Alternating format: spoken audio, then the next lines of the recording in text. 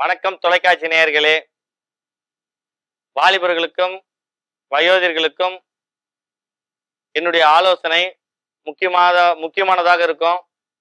தயவு செய்து நிகழ்ச்சியை இந்த ப்ரோக்ராம் தொடர்ந்து நீங்க பார்த்தால் உங்களுக்கு ஒரு நன்மை தரக்கூடியதாக இருக்கும்.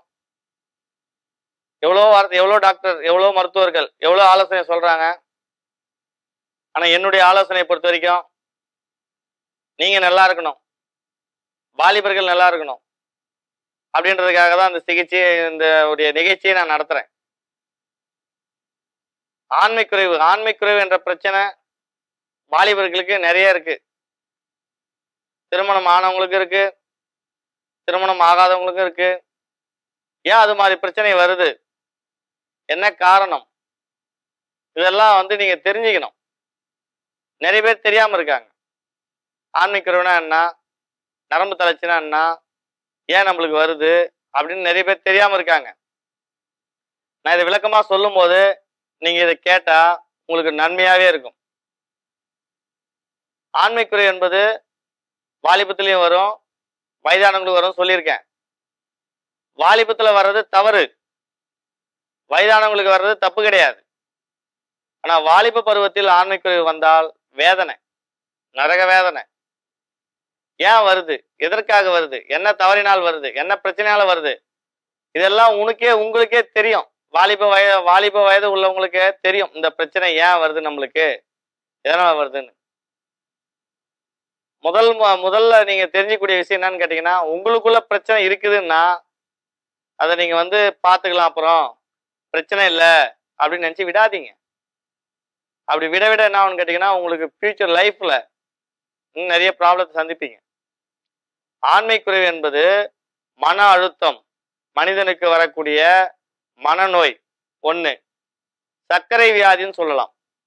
2, அதிகமான உடல் உழைப்பு, கடினமான உழைப்பு, கண்ணு மூழ்ச்சி நல்லா பளு தூக்கி அதிகமா வேலை செஞ்சு ஹார்டா கஷ்டப்படுறவங்களுக்கு இந்த ஆண்மைக்குறைவு வரும். முதல் பாயிண்ட் என்னன்னு கேட்டீங்கன்னா, மன அழுத்தம், சர்க்கரை வியாதி, அதிகமான கடினமான உழைப்பு, டைம் பிரகாரம் சாப்பிட்றது இல்லை, டைம் பிரகாரம் தூங்குறது இல்லை, இதுக்கெல்லாம் வர காரணம் தான் ஆண்மைக்குறைவு. அடுத்த கட்டமா வர ஆண்மைக்குறைவு என்னன்னு கேட்டீங்கன்னா, தானே சில பழக்க வழக்கங்களுக்கு அடிமையாகி வர வச்சுக்கிறது. இது தானா வர்றது. மன அழுத்தம் என்பது தானா வர்றது, சர்க்கரை வியாதி என்பது தானா வர்றது, அதிகமா கடினமான உழைப்பு, சூழ்நிலை, அவன் கடினமா உழைச்சுதான் ஆகணும், இதனால வரக்கூடியது தப்பு இல்லை. ஆனா ஆண்மைக்குறைவு தானா வர வச்சுக்கிற வாலிபர்கள் இருக்காங்க. என்னன்னு கேட்டீங்கன்னா, முதல் பாயிண்ட் சுய இன்பம், அதுதான் கைப்பழக்கம். 2வது என்னன்னு கேட்டீங்கன்னா, ட்ரிங்க்ஸ் யூஸ் பண்றது, பாக்கு போடுறது, அதிகமான போதைக்கு அடிமையாகிறது, இது மாதிரி பண்றது. இது மாதிரிலாம் போகும்போது அவங்க ஆண்மையை இழந்துடுறாங்க. உதாரணத்துக்கு ஒரு முக்கியமான உதாரணம் சொல்றேன். இந்த நிகழ்ச்சி மூலியமா அந்த உதாரணம் சொல்றது எல்லாம் உங்களுக்காக தான். தயவு செய்து கேளுங்க. திருமணமாகி 6 வருடம் ஆகிறது. 6 வருஷம் கணவன் மனைவி தம்பதிகள் வராங்க. பிரச்சனை என்னன்றதை கவுன்சிலிங் மூலியம் நான் கேட்கிறேன். சொல்ல தயங்குறாரு. சொல்ல தயங்கும் போது, என்னப்பா விஷயத்த சொன்னாதானே தெரியும் அப்படின்னு நான் கேட்கிறேன். கூச்சப்படுறாரு, வெக்கப்படுறாரு. சரின்ட்டு அவங்க கை நாடி செக்அப் பண்ணி அவருக்கு என்ன பிரச்சனைன்னு பார்க்கும்போது, அவர் கல்யாணத்துக்கே தகுதியானவர் கிடையாது. 6 வருடம் ஆகிறது திருமணமாகி, அவர் கல்யாணத்துக்கே தகுதியானவர் கிடையாது. அவர் செக் பண்ணி பார்த்தா பலவிதமான குறைபாடுகள் இருக்கு. ஆனா அவர் விந்து டெஸ்ட்ல எடுத்துட்டே வந்துட்டார், ஏற்கனவே ரிப்போர்ட்ல எடுத்துட்டு வந்துட்டார். அந்த ரிப்போர்ட்ல அவருக்கு உயிரணுக்கள் இல்லை, சுத்தமா ஸ்போம் கவுண்ட் நில், அசோஸ்பெர்மியா, உயிரணுக்களே இல்லாத நிலையில 6 வருடம் குழந்தை இல்லை. மனைவியை அழைத்து கொண்டு வராரு. வந்தா விஷயத்த சொல்ல தயங்குறாரு. கை நாடி பார்த்தேன். கை நாடி பார்த்துட்டு பிரச்சனை என்னன்னு பார்த்தா, வெளிப்படையா சொல்றேன், வேதனையோட சொல்றேங்க, அந்த பொண்ணுடைய வாழ்க்கையை கெடுத்துட்டாரு. அந்த பொண்ணு இது வரைக்கும் சந்தோஷமாவே இல்லை. 6 வருடம் ஆகிறது. 6 வருடமாக அவன் கணவன் மனைவி தாம்பத்தியத்துல ஈடுபடவே இல்லை. அவரால் முடியல.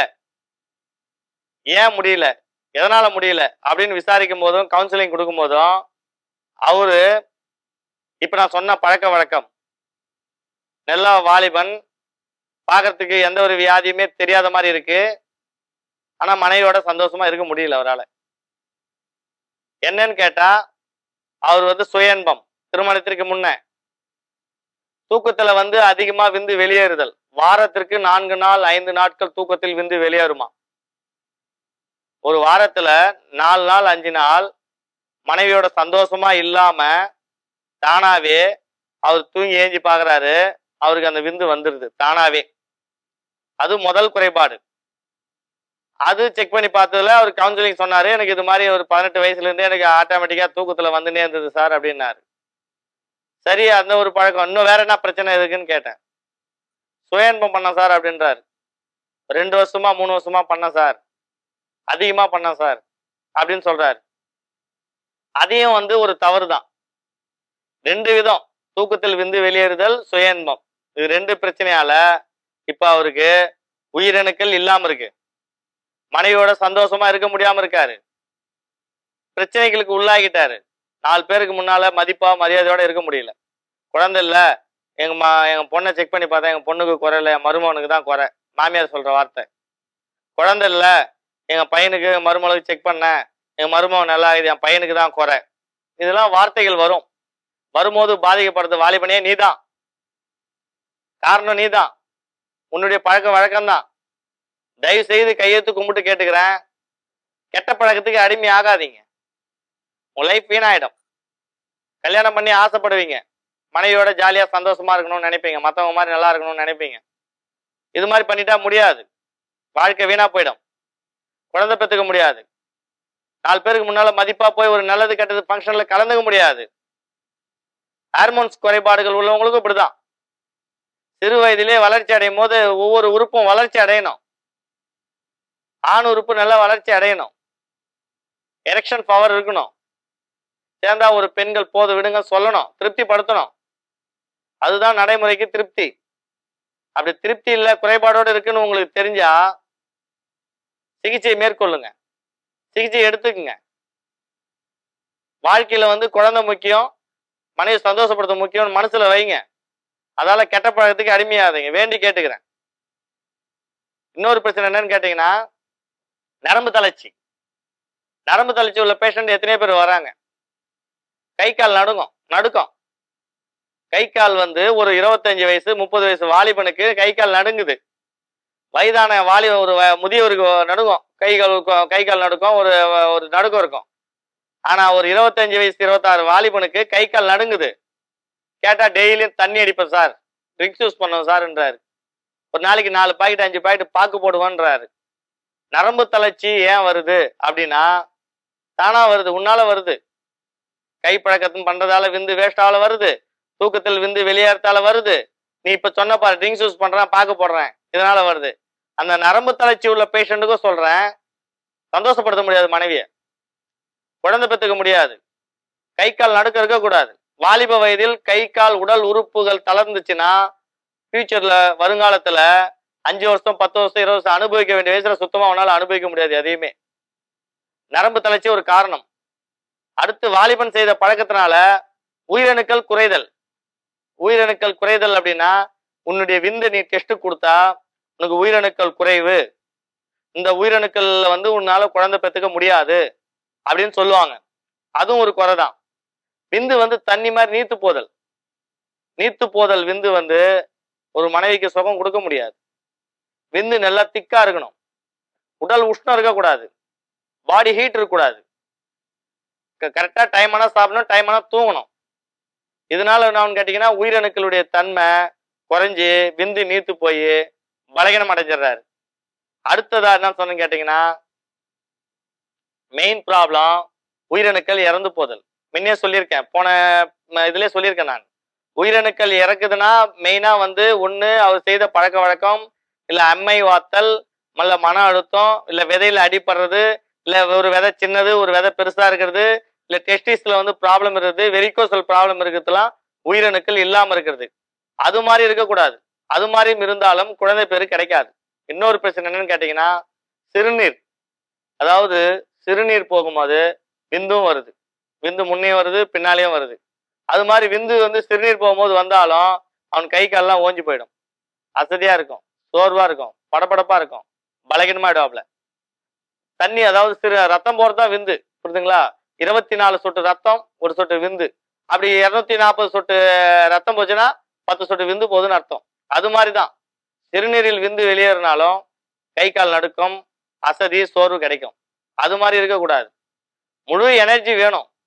விதையில எந்த பிரச்சனையும் இருக்கக்கூடாது. இது மாதிரிலாம் இருந்தா கண்டிப்பா உங்களுக்கு குழந்தை பேர் கிடைக்காது, ஒரு மனைவியை சுகப்படுத்த முடியாது. இப்போ எனக்கு ஒரே வேதனை என்னன்னு கேட்டீங்கன்னா, நிறைய வாலிபர்கள் சொல்லக்கூடிய வார்த்தைகள், சீட்டு எழுதிலாம் எடுத்துன்னு வராங்க. சீட்டு லெட்டர் மாதிரி ஒரு லெட்டர் எழுதி எடுத்து என் கையில கொடுக்குறாங்க. இது படிங்க சார் அப்படின்ட்டு. என்னன்னு பார்த்தா அவர் நேரா வந்திருக்காரு, நான் லெட்டர் கொடுத்துருக்கேன். எனக்கு ஆண்மை கம்மியா இருக்கு, எனக்கு கல்யாணம் ஆயிடுச்சு, 3 வருஷம் ஆகுது, எங்க மனைவியை செக் பண்ணதில்ல, எங்க மனைவிக்கு எந்த கோளாறும் இல்லை, எனக்கு மட்டும்தான் பிரச்சனைன்னு சொன்னாரு, அதால எனக்கு உயிரணுக்கள் கம்மியா இருக்கு, ஆண் உறுப்பு ரொம்ப சின்னதா இருக்கு, என்னால திருப்திப்படுத்த முடியல, இப்படிலாம் ஒரு லிஸ்ட் எடுத்து கொடுக்குறாரு. அது மாதிரி இருக்கக்கூடாது. வெளிப்படையா பேசணும். பிரச்சனை ஆணுக்கு எனக்கு பிரச்சனை கிடையாது. போன் மூலியமா நிறைய பேர் கேட்கறாங்க, ஆண்மை குறைவு இருந்துச்சு, குணப்படுத்த முடியுமா, முடியாதா அப்படின்னு. கடவுள் நிறைய படைப்புகள் இருக்கு, மருந்து நிறைய கடவுள் படைச்சிருக்காரு, முடியும். ஆண்மை குறைவு, நரம்பு தளர்ச்சி, உயிரணுக்கள் குறைவு, உயிரணுக்கள் இல்லாமை, விந்து நீத்து போதல், சிறுநீரில் விந்து வெளியேறுதல், விரைவாரத்தால் பாதிப்பு, இது மாதிரி பிரச்சனைலாம் இருந்தா ஸ்ரீ அருணாச்சலேஸ்வரா சித்த வைத்தியசாலை ஆண்மை குறைவுக்குனே தனி சிகிச்சை, சிறப்பு சிகிச்சை கொடுத்து முழு குணப்படுத்த என்னால முடியும். தயவு செய்து வாலிபர்களே, உங்களுடைய பழக்கத்துக்கு நீங்க அடிமையாகாதீங்க, சுயன்பம் பண்ணாதீங்க. வெளிப்படையா சொல்றேன், நிறைய பேரு இந்த சிகிச்சைக்கு வேதனைப்பட்டு போயிருக்காங்க. நீங்க முன்கூட்டியே இந்த பிரச்சனை இல்லாம அடிமையாகாம இருந்தா நீங்க இங்க ஹாஸ்பிட்டல் வரணும் அவசியமே இல்லை. திருமணம் பண்ண உடனே குழந்தை நின்னுடணும். 3 மாசம் ஆச்சா 6 மாசம் ஆச்சா உடனே குழந்தை நின்னுடணும்.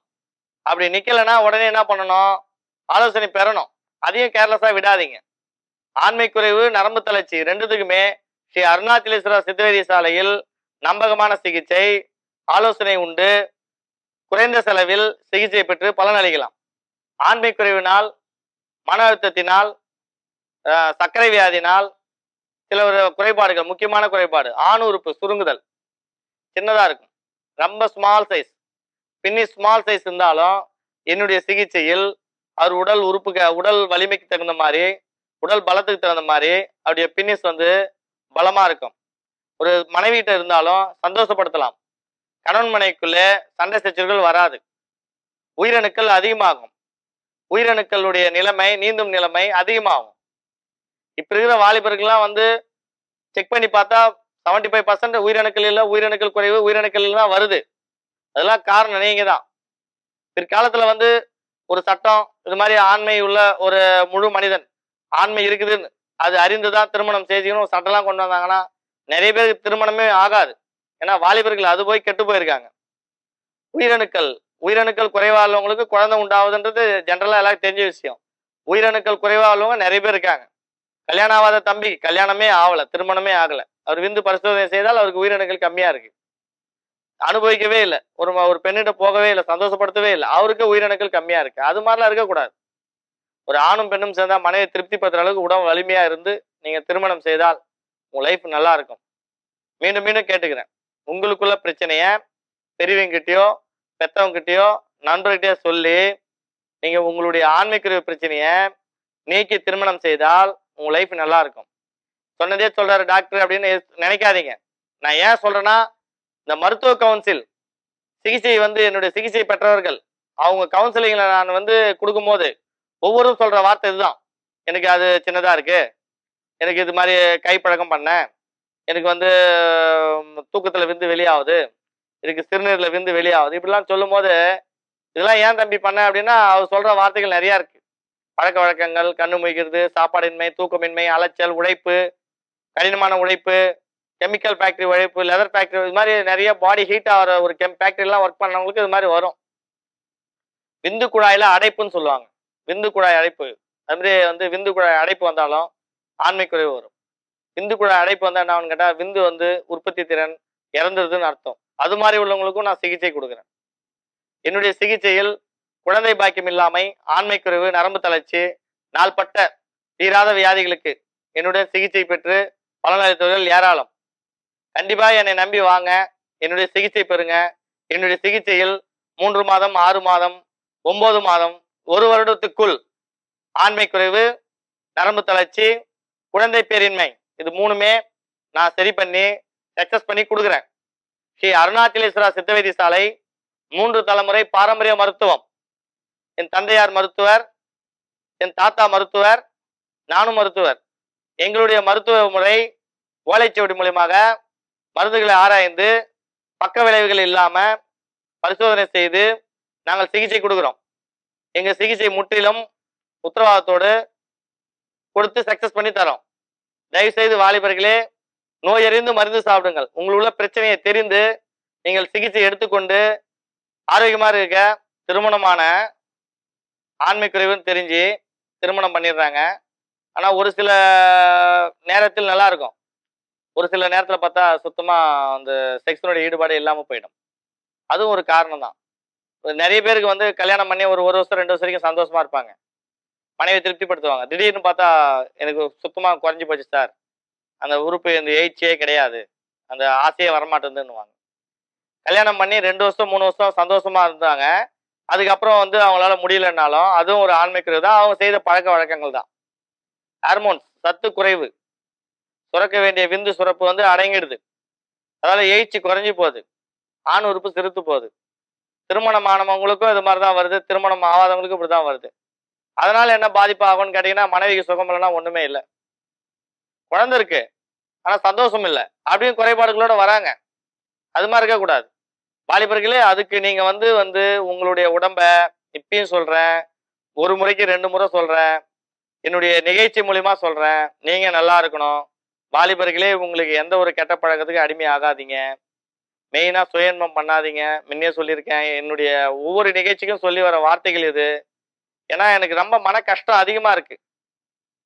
வாலிபர்களும் வயோதிகர்களும் குறைபாடுகளோடு வரும்போது என்ன பழக்க வழக்கம்னு கேட்டா இதை தான் சொல்றாங்க, இதை பண்ண அதை பண்ண, அந்த பழக்கம் பண்ண அந்த பழக்கம் பண்ணன்னு தெரியுது, தப்புன்னு தெரியுது. தப்புன்னு தெரிஞ்சு அதை ஏன் பண்றீங்க?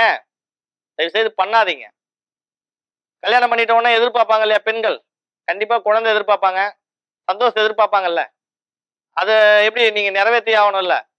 நீங்க இப்பயே இது மாதிரி நிறைய குறைபாடுகளோடு இருந்து அவங்க லைஃப்பையும் கெடுத்துறீங்களே, அது எதுக்கு? வேணாம், அது வேணாம், அது மாதிரி பண்ணாதீங்க. முதல்ல சந்தோஷப்படுத்துறதுக்கு நம்ம உடம்பு தயாரா இருக்கா, நம்மளால முடியுமா, நம்மளுக்கு அந்த தெம்பு இருக்கா அப்படின்னு நீங்க பாருங்க. அப்படிலாம் உங்களுக்கு நல்ல உடம்பு திடகாத்திரமா இருக்கு, என்னால சாதிக்க முடியும், என்னால கல்யாணம் பண்ணா குழந்தை பெற்றுக்க முடியும், அந்த நம்பிக்கை இருக்கணும். 2வது, அப்படி உங்களுக்கு ஒரு டவுட் இருக்கு அப்படின்னா சிம்பிளா விந்து பரிசோதனை செய்யுங்க. விந்து பரிசோதனை என்பது தப்பு கிடையாது, ரத்தம் செக் பண்ற மாதிரி தான். முன்னாலே பிளட்ல செக் பண்ணி பாத்துறாங்க சில பேர்லாம், நம்மளுக்கு ஏதாவது பிரச்சனை இருக்குதா அப்படின்ட்டு. அது மாதிரி விந்து செக் பண்ணி பாருங்க. விந்து செக் பண்ணி பார்க்கும்போது தெரிஞ்சிடும் உங்களுக்கு, இது மாதிரி உங்களுக்கு உயிரணுக்கள் இல்லை, உங்களுக்கு விந்தினுடைய அளவு குறைஞ்சி போச்சு அப்படின்னும் போது நீங்க அது முன்கூட்டியே நீங்க தெரிஞ்சுக்கிறது ரொம்ப சந்தோஷம். ஏன்னா அந்த பெண்ணோட வாழ்க்கை கெடாம போயிடும். அப்போ நீங்க முன்கூட்டியே அந்த பிரச்சனை இருக்கும் போது நீங்க அதை மருந்து மாத்திரைகள் மூலமாக குணப்படுத்திட்டு அப்புறம் கல்யாணம் பண்ணா திருமணம் ஆனவன மறு மாதமே குழந்தை நிற்கும். உங்களுடைய உடம்பு, உங்களுடைய ஆரோக்கியம் எல்லாம் உங்க நன்மைக்காக தான் சொல்றேன். கெட்ட பழக்கத்துக்கு அடிமையாவாதீங்க, சுயன்பம் பண்ணாதீங்க, குடிப்பழக்கத்துக்கு அடிமையாவாதீங்க, பாக்கு புயல இது மாதிரி ஒரு போதை சம்பந்தப்பட்ட அடிமையாகாம ஆரோக்கியமாக வாழ ஸ்ரீ அருணாச்சலேஸ்வரா சித்த வைத்தியசாலை என்னுடைய மருத்துவமனைக்கு வாங்க. உங்களுக்கு ஏதாவது குறை இருந்தா டாக்டரா இல்லாம நண்பன் மூலம் பழகி உங்க பிரச்சனையை தீர்த்து திருமணம் பண்ணி ஒரு குழந்தை பேர் கிடைக்கிற அளவுக்கு மனைவியோட லாங் லைஃப் நீங்க சந்தோஷமா இருக்கிற மாதிரி என்னுடைய சிகிச்சை முழுமையா உங்களுக்கு தரும் கேட்டு, என்னுடைய சிகிச்சை உங்களுக்கு பலனளிக்கும். இதை கேட்டு நீங்க பயன்பெறுமாறு கேட்டுக்கொள்கிறேன். நன்றி, வணக்கம்.